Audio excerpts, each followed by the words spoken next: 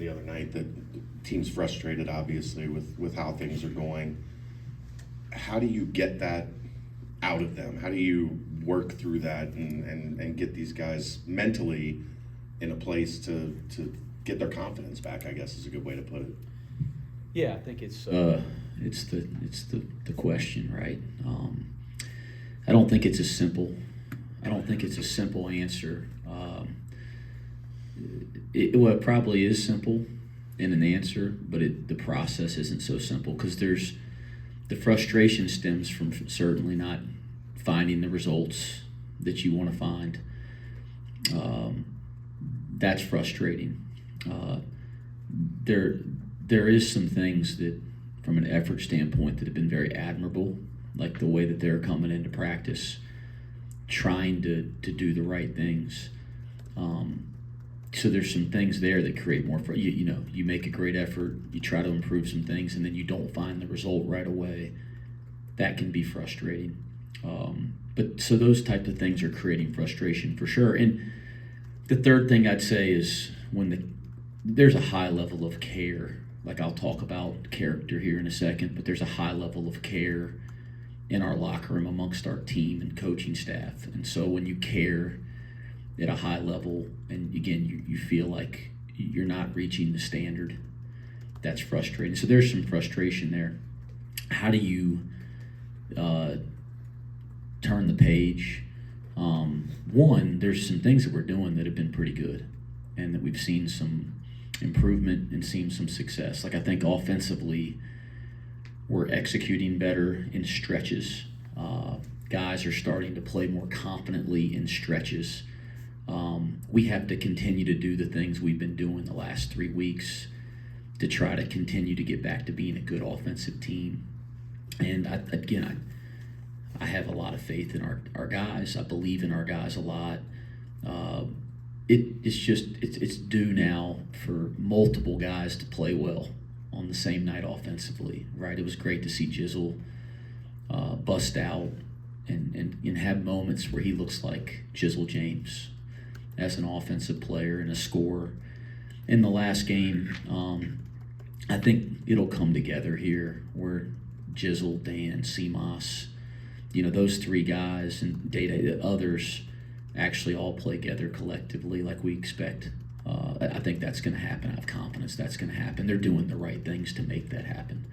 On the other token, I think you have to continue to find every edge, to maximize every day, to turn over every leaf, and that's what we're doing as a staff and encouraging our players to do. I think there's great character in our locker room.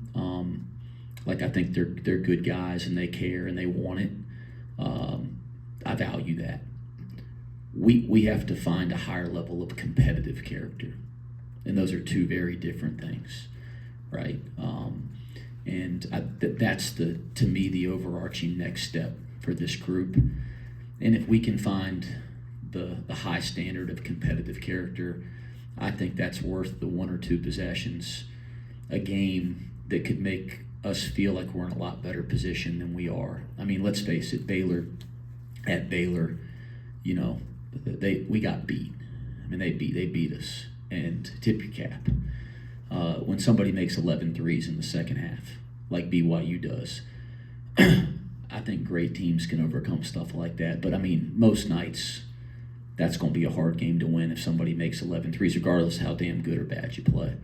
But most of these games in league, like we're talking about a couple possessions here when you take those 2 away. I mean, we're talking a handful of possessions.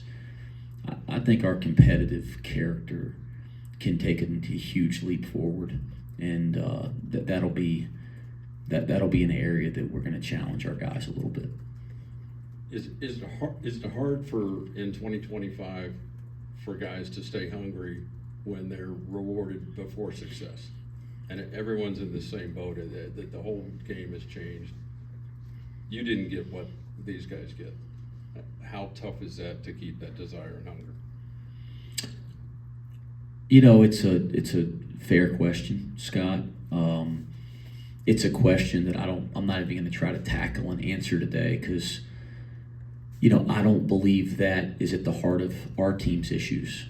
right? I'm not saying it's an unfair question in today's society. I'm not going to go down some rabbit hole about 2025. And hey, listen, I'll say this: 2025 in college athletics is different than 2019. I mean, there's probably more changes in a 5 or 6 year period in college basketball and college athletics than in any other time in the history of college athletics in such a short window of time.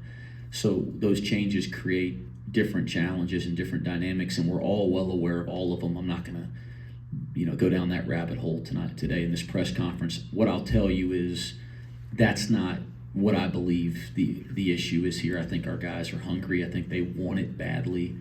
We're learning what that takes in the Big 12. This group is learning what that takes in the Big 12, and we have to learn quickly. In your past, you've had tough stretches as a player, as a coach. Yeah. I think 2012, UNCG, you lost 11 in a row and then won 10 of 11 kind of back-to-back. Yeah. What do you kind of think back to those stretches and what you do, or do you kind of look at this team in a vacuum and just try to do what this team does best? Yeah, I think on a personal level, wisdom matters. Like if you ask me when I was 27 and 28, as a Division I head coach, if experience mattered, I'd have told you it has no bearing on anything because I didn't have any of it. But I think when you've been doing it, I guess I've been involved in college basketball now for over 20 years, right? With only 1 year. Since 2002, I've been involved in college basketball every single year since 2002 with the exception of one.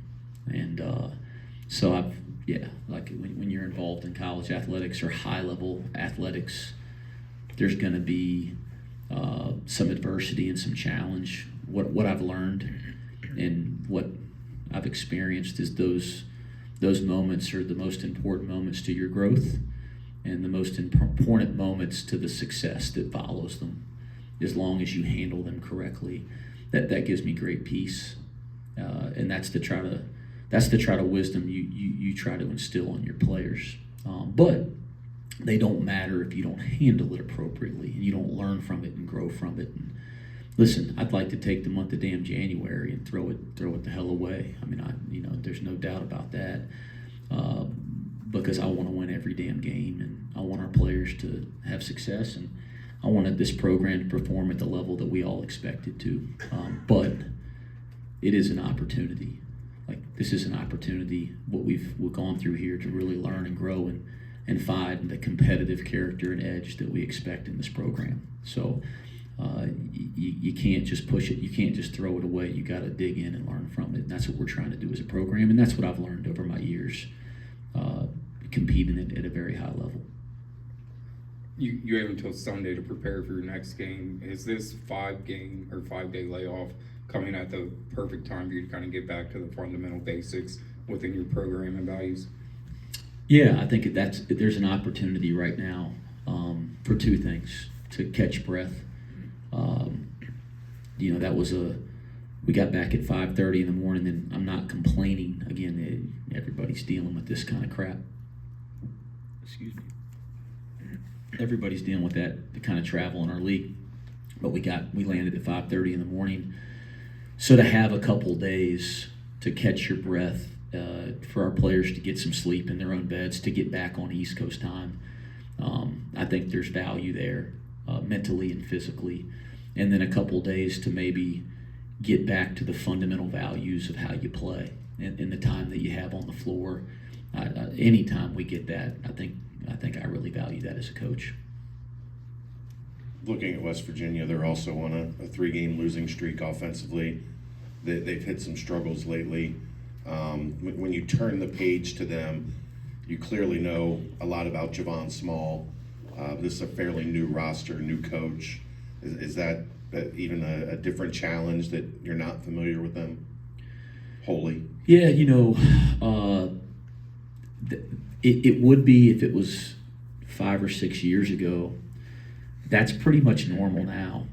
I said this. I was filming the TV show earlier today. I got asked a very similar question. Marshall asked a very similar question, and it's like, well, yeah, you used to play round robin, so you'd play the same team twice a year, you know, in the league, in most leagues. And if it was a little bigger league, you played most teams twice a year. You know, the same players stayed in programs year after year. So even if you hadn't played against them yet that year, there were similarities from the year before. I think in today's landscape, every game feeling like a new game and with the changing leagues and adding to our league and all that, I mean, every game feeling like a new game for the last 4 years, that's more normal than it's not. So no, I don't find that to be a significant challenge right now. That's probably been different than 5, 6, 7 years ago. But I'd say a lot of college coaches would say the same thing. Is there anything that sticks out the most for why Dan struggled so much in the past 3-4 games? No. No. I would just I would tell you guys this, that whether it's Daniel or Jizzle, you know, or any of the guys on our team, they are going through the learning and growth process like everybody. Like Dan Skillings and Jizzle James are in positions on this team that they've never been in on any team before. And at times you can see that they are in the right position, they're prepared for that position, and they're ready to be elite players in this league. And then at times you can see that they're learning in that process. I have so much faith in both of them and others, because they belong. They belong not just in this league or on this team, but they belong in the positions they're in, where they're relied upon and they're expected to perform. And there's a lot of basketball left, and I believe both of them are going to perform at a high level. And like anything, sometimes some of the small failures are what they need to take the next step as players. And I think we're seeing Jizzle starting to turn the corner, and I think we'll see the same thing from Dan. Coach, I know the rebounding recently has been tough. Some of the play down the stretch, it's raised questions about toughness of this team. Do you see that as well? And that's one question. And then you talked about this team's competitive. What was the term? It could take another level. Competitive character. Competitive character could take another level. Can you explain that? So first things first, I don't think there's anything I can say up here to make an excuse for us not being a better rebounding team in competition recently. That's an area that is a standard. If it's not up to standard, it's inexcusable, and I have no words to give an excuse to make it better. It's not good enough. That is what it is. It's being addressed. It's been addressed. It's been worked on. It'll continue to be. I think when you talk about things like loose balls, rebounding, defensive edge and mentality, I think they all apply to competitive character again. And what I mean by competitive character is like a certain will. Listen, everybody's competing, everybody's trying. We're in the Big 12. I mean, if you don't compete and try, you get run out of the gym immediately. There's not a team in this league that doesn't compete or play hard. There's just different levels of it, and we show in stretches, and we've showed in certain games that we can play at that level. We have to do that for 40 minutes consistently and collectively, and we know that, and we have to get our players to not just understand that, to perform that way. The other night in Utah, Coach Smith said, obviously the way that game went, one guy was going to be happy and one guy was going to be dejected. And he said, it's tough to win in this league. You got to hold serve at home. With that being said, how important is Sunday? They're all important. I mean, there has not been a game in league. I think we've played 8, 9, with 9. There hasn't been a game in league that we've played that hasn't felt really damn important. And Sunday's no different. Wes, when you're winning, people are your biggest fans. When you're going through the struggles that you are right now, they're the biggest critics. How do you kind of keep your team focused on the main goal and not kind of buy into some of the outside noise that's, with social media being so prevalent? Yeah, I get it, and that comes with it as part of the responsibility. You don't get it both ways. You don't get to run out to a great crowd and have this passionate fan base, and we all want that, and players want that, and you want to coach somewhere like that, and then get to say boo-hoo when you're struggling and people are on your tail. You don't get it both ways. But on a personal level, I put zero of my day-to-day energy into worrying about that, because it has nothing to do with our ability to go perform better on the court. I care deeply about our fan base. I want it as bad as a human being could want it for our program, for the people that are invested in our program, for the kids in our locker room, for our fans. I want them to, they deserve to experience what I want them to experience. I want it badly.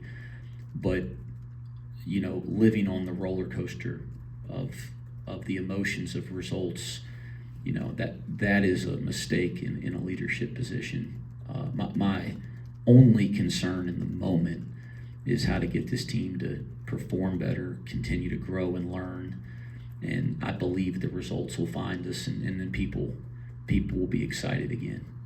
I know that to be true. That is not difficult for me. I've been very fortunate. I've been in a basketball sense, it feels like since 2006, I felt like I've been in a media or fan-based spotlight, because I played at North Carolina, where there's a ton of eyes on you that do the same thing as a player. When you're a head coach, even if it's not the same at the mid-major level, there's still people that write stories and have opinions and say things. So this is not a uncomfortable position for me. I'm used to it, right? It's more of a challenge for players.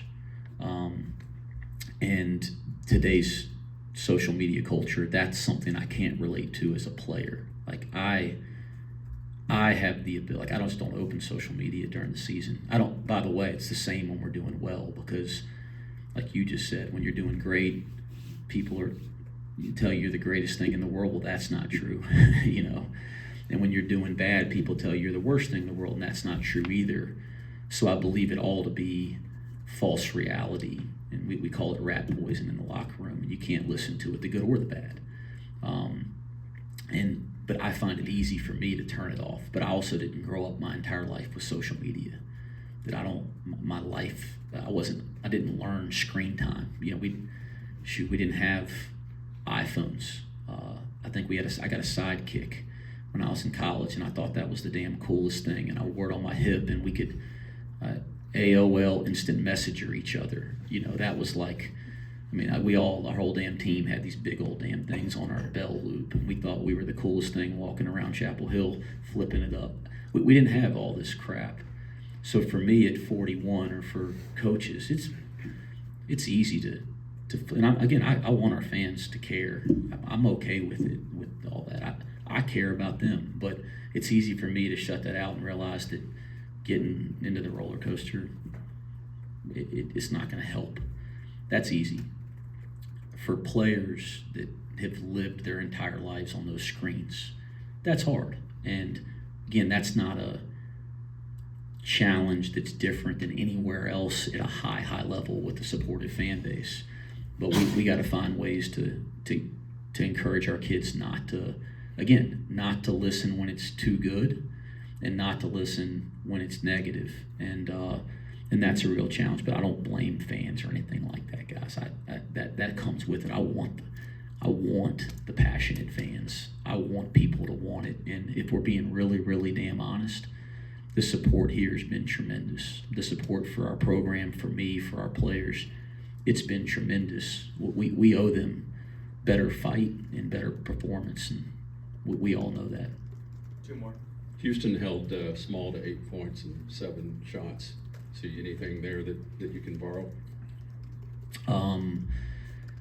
How you defend Javon Small is obviously a huge key, and the job you do on him.